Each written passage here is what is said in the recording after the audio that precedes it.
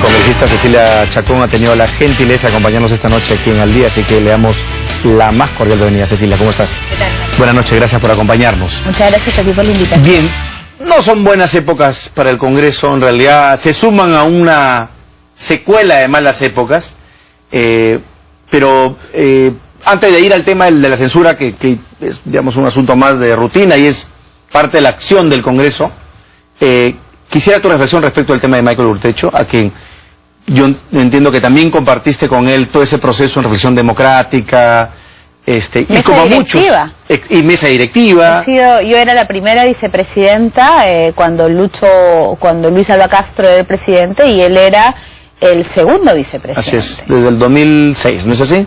Así es. ¿Cuál es tu opinión personal? Olvídate de tu bancada. Mi opinión personal es que lamento mucho por lo que está pasando, el drama detrás de los delitos o los errores o lo que ha cometido.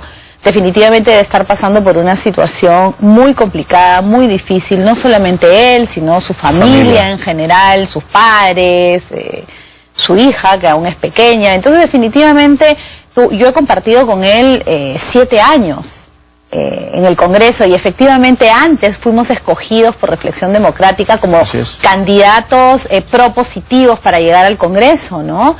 Entonces sí, lo conozco hace varios años, la verdad sorprendida por todo este destape, por todo lo que nos estamos enterando. Sorprendida, Cecilia, porque ya se está dando el debate, a propósito de lo que dijo Jude Simon en un momento, lo dijo la semana pasada, de que esto era conocido, desde que en 2006 ya se tenía conocimiento en buena cuenta de una serie de irregularidades. Bueno, él tenía conocimiento. Ya, ¿tú no tenías ni idea formando parte de la mesa directiva? Para nada, de ninguna manera. Además que yo lamento mucho esas declaraciones de Yehude Simons, ¿no? Porque si él sabía, ¿por qué no lo denunció? Dijo que se lo dijo a Bogotá. Habría omisión de denuncia, le dijo que y a Bogotá no se acuerda que le dijeron. O sea, eso no es serio, ¿no? Eso no es serio. Yo creo que las acusaciones se hacen y lo que se escucha está en el ámbito del rumor y del chisme.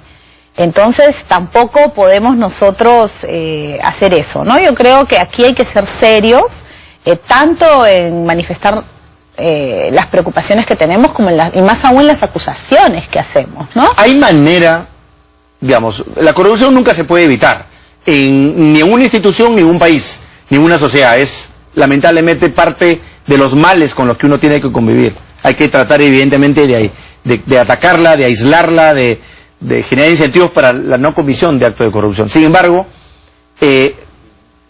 teniendo en cuenta que en el Congreso, sobre todo los miembros de la mesa directiva, tienen casi libertad absoluta para tomar decisiones en el ámbito administrativo. No. ¿Y por qué en el caso de Urtecho es pasado? Yo estoy sorprendida, justamente cuando escucho que dicen que pedía reembolso de boletas y demás, yo decía, yo no me acuerdo que jamás haya hecho una cosa así, felizmente, nunca lo solicité tampoco. Pero porque está prohibido o porque simplemente a nadie se le ocurría hacerlo. Porque, no sé, no estaba prohibido, no teníamos esa posibilidad ni esa facultad, ¿no? Yo creo que después ha habido un acuerdo de mesa directiva y eso ya no ha ocurrido en mi época ni en mi momento. Ahora, yo creo que doblemente lamentable tratándose de una persona que había sido un símbolo para mucha gente, no solamente para discapacitados que veían en él un ejemplo y veían en él una superación de una persona que había pues liberado toda suerte de batallas y había sorteado toda suerte de obstáculos y había logrado un objetivo que muchos ya quisieran.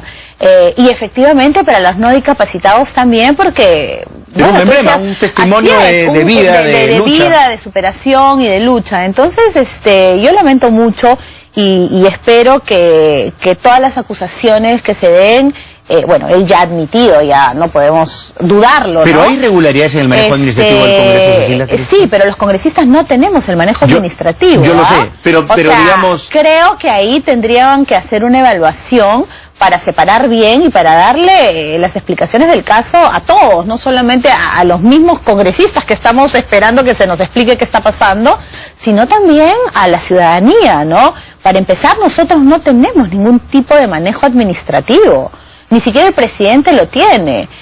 Nosotros hemos sido elegidos para fiscalizar, legislar y representar. En ningún momento en la Constitución dice que nosotros hemos sido elegidos para ver temas administrativos.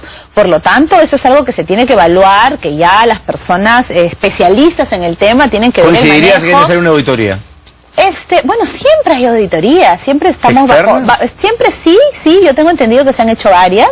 Siempre estamos siendo fiscalizados, y si efectivamente en el lado administrativo, no en el lado congresal, porque he visto, por ejemplo, y eso también lo lamento mucho, ¿no? Que de alguna manera el congresista Urtecho, me imagino que ante la desesperación ha hecho mención de congresistas totalmente, pues, pros, que todos sabemos que trabajan extraordinariamente, como es la congresista Luciana León, el congresista Eguren, la congresista Zenaida Uribe, la congresista Cuculiza, que más allá de sus ideologías y demás, pues nadie podría cuestionarlos, dijo que ellos también habían contratado, y eso es totalmente falso. Nosotros no contratamos con nadie. Nosotros no contratamos ni siquiera con nuestros propios empleados, el Congreso les paga directamente. Lamentablemente, al parecer, han encontrado en este caso, por ejemplo, el mecanismo para sacarle la vuelta al tema, pero para eso pues están los órganos de control interno que deberían funcionar, los filtros, ¿no? E incluso algún tipo de supervisión general de la mesa directiva, pero digamos, nuevamente, es un tema que no es la función esencial. Así es, no puedes culpar, por ejemplo, al presidente del Congreso, o a la mesa directiva, o a los congresistas, porque nosotros no tenemos el manejo administrativo. Insisto, no hay en ningún reglamento, ley o constitución que diga que nosotros nos encargamos del tema administrativo, y eso tiene que quedar muy claro. Y si de alguna forma hay algún tipo de responsabilidad administrativa, esta tiene que desaparecer, porque nosotros no hemos sido elegidos para eso. Lo que pasa es que el Congreso es una institución enorme, que tiene muchísimos empleados, que da muchísimos servicios, no solamente a los congresistas, sino a la ciudadanía en general, y obviamente pues es una administración complicada, ¿no? Con muchísima gente que cambia constantemente, porque cada 5 años entra nueva gente, sale. Entonces es una institución, creo, distinta a todas las demás. Bueno, me imagino que la administración de Palacio de Gobierno debe ser más o menos por el estilo, ¿no? Entonces, ya te imaginas qué pasará así es, entonces tenemos pues que sí, investigar el lado administrativo, no a los congresistas. Si hay alguna irregularidad con algún congresista y se hace una denuncia al respecto, por supuesto que lo tienes que investigar, pero tenemos que tener en cuenta que las investigaciones que se den en el área administrativa es al personal administrativo, no a los congresistas, que a veces la población, y lo estoy repitiendo, porque la población no hace esa diferencia, porque la prensa tampoco se demora un poquito, aunque sea, en hacer esa aclaración, ¿no?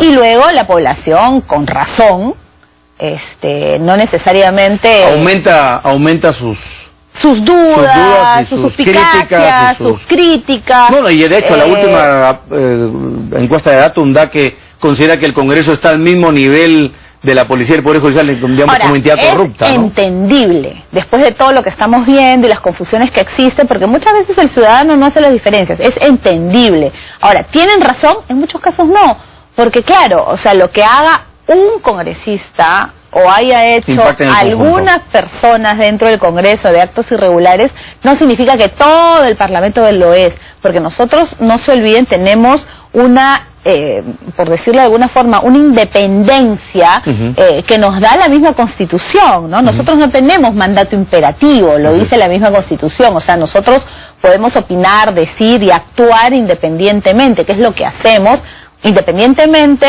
pero también como bancadas. Entonces, lo que haga una persona es lamentable, se tiene que investigar y se tiene que sancionar de acuerdo a ley, pero lamentablemente pues la población generaliza, lo entiendo, insisto, es entendible totalmente, pero eso no significa pues que los 130 congresistas no hagan su mayor esfuerzo y un buen trabajo, ¿no? Hay casos de excepción, por supuesto. Y lamentablemente lo que se está afectando es la institución, ¿no? Claro, que eso es lo terrible, porque nos puede llevar a una situación donde no podamos defender los intereses al final de la población. ¿Qué pasa, por ejemplo? Lo ideal sería fortalecer la institución del Congreso. Así es, y que todos ayudemos a eso independientemente de los actos aislados que puedan ocurrir. ¿Qué pasa, por ejemplo, si el presidente, no digamos en general, cualquier presidente, quiere hacer un acto antidemocrático? El freno, el escudo, es justamente el Congreso, pero mientras más debilitado esté, menos capacidad de respuesta tiene. Capacidad de respuesta y reacción puede tener. Y ahí eso quiero es llegar, peligroso, y ahí ¿no? quiero llegar con el tema de la censura, Cecilia. ¿Cuál es el argumento principal que lleva a Fuerza Popular a plantear esta censura? Bueno, no es a Fuerza Popular, ¿no? Hay 50 congresistas. Sí, pero ustedes han tenido iniciativa y se han bancadas. sumado, ¿no? Se han sumado. Sí, pero tú sabes, sí, efectivamente, nosotros hemos iniciado este pedido, esta moción de censura, pero básicamente es porque la canciller no solamente no ha dado respuestas la semana pasada, el día viernes, ante las interrogantes de los congresistas, sino que además creo que ha confundido más las cosas. Ha dicho, por ejemplo, que el día 3, cuando ellos hacen el Lima, Francia, para irse a Indonesia, a Bali, hacen una parada técnica en París el día 3. Y el día 3 los invitan para que el día 9, que van a estar de regreso, tengan una reunión con el presidente francés. Entonces, ¿sabían? No se entiende el motivo de la no comunicación. Así es. Entonces, ahí hay dos cosas. O simplemente hay un desconocimiento total de la canciller de cuáles son los procedimientos que deben hacerse, o simplemente le importa poco el tema constitucional y congresal. O sea, simple y llanamente le llega, como se podría decir comúnmente. Entonces, cualquiera de las dos razones es terrible. Para ustedes, o por desconocimiento, o porque simplemente no respeta ni la Constitución ni el Congreso de la República, porque la ley, Mario, es, la ley 28344 es clarísima. El presidente de la República tiene que decir dónde va, tiene que autorizar el plazo y decirnos pues a qué va. Entonces, ¿cómo es posible que la canciller haya permitido que en una reunión, como ella lo ha llamado informal, que por eso no dijo nada, se hayan tratado temas de Estado? Ella misma ha reconocido y aceptado que se han tratado temas como la visa Schengen, se ha tratado beca 18, convenios para la beca 18, se han tratado temas de seguridad, en temas de terrorismo. Y claro que no ha sido por lo menos una cita informal, además estuvo en la página web del gobierno francés. No, además no solamente eso, ¿cómo es posible que diga que es una reunión informal cuando no solo está en la página, en la agenda del presidente francés, sino que se han tocado temas de Estado? Entonces eso es gravísimo, porque ¿qué es lo que demuestra? Demuestra que la canciller no ha tenido la capacidad de decirle al presidente qué es lo que tiene que hacer, porque ella es la responsable, ¿no? Y le ha permitido hacer este tema que es terrible. Va más allá de un simple error, entonces es una infracción constitucional para usted. Esto además no solamente es un error, ha hecho que el presidente de la República, nuestra máxima autoridad, vaya a Francia a una reunión informal a tratar temas de Estado de un momento a otro, dejando a PEC, que supuestamente es importantísimo, no supuestamente, al Perú le costó muchísimo esfuerzo entrar a PEC.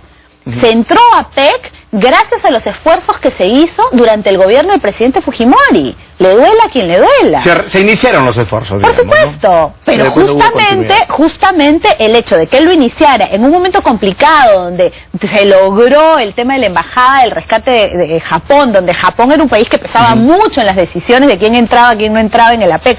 O sea, la historia detrás de la inclusión del Perú en APEC es importantísima, y nos ha costado mucho esfuerzo. Estamos dentro de un grupo importantísimo que cada vez tiene más peso, y al presidente no se le ocurre mejor idea, con la anuencia de su canciller, de los 2 últimos días, que supuestamente debió de estar en APEC, simplemente decir, no, me voy a conversar mejor, me voy a conversar con el presidente francés, y no estoy en los 2 días más importantes de esta reunión trascendental para el país, que justamente Justamente para eso está el canciller de la República y el ministro de Justicia, que son asesores legales en temas de este tipo, para poder darle la debida asesoría al presidente. ¿Qué seguridad nos va a dar esta canciller de saber que efectivamente va a llevar nuestras relaciones internacionales a buen puerto? Ahora que se acerca el tema de la Haya, ya no hay nada que ella pueda hacer. O sea, que no me digan ahora, como han dicho algunos del PP de Acción Popular, que no, que el momento, que la Haya no tiene nada que ver. Es poco relevante. A estas alturas el partido es poco relevante. Lo que interesa es el manejo que va a tener nuestra Cancillería después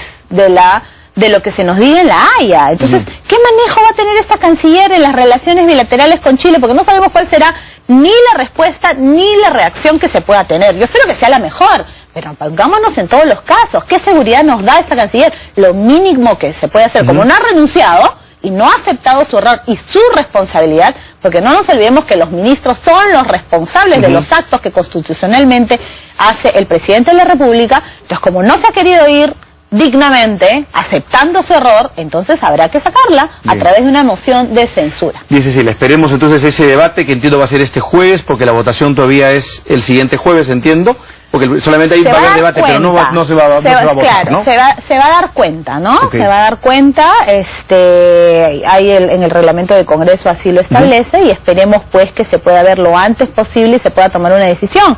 Y que se piense en el país, no en las conveniencias de alguna forma, y que se apoye porque para el bien del país necesitamos una canciller que sepa llevar las relaciones internacionales a buen puerto, insisto, y no una persona como esta señora Eda Rivas, que es ahora la canciller, que no tiene idea de qué es lo que se tiene que hacer como el trabajo de relaciones internacionales. Cecilia Chacón, muchísimas gracias por estar Muchas con nosotros. gracias a Bueno, ti. esperemos el debate del jueves y, por supuesto, estaremos conversando de otros temas, sobre el fujimorismo, que también ha sido una gran preocupación la semana pasada acá con nosotros. Gracias por estar con nosotros. Muchísimas gracias a ti. Pausa y seguimos con más en Al Día.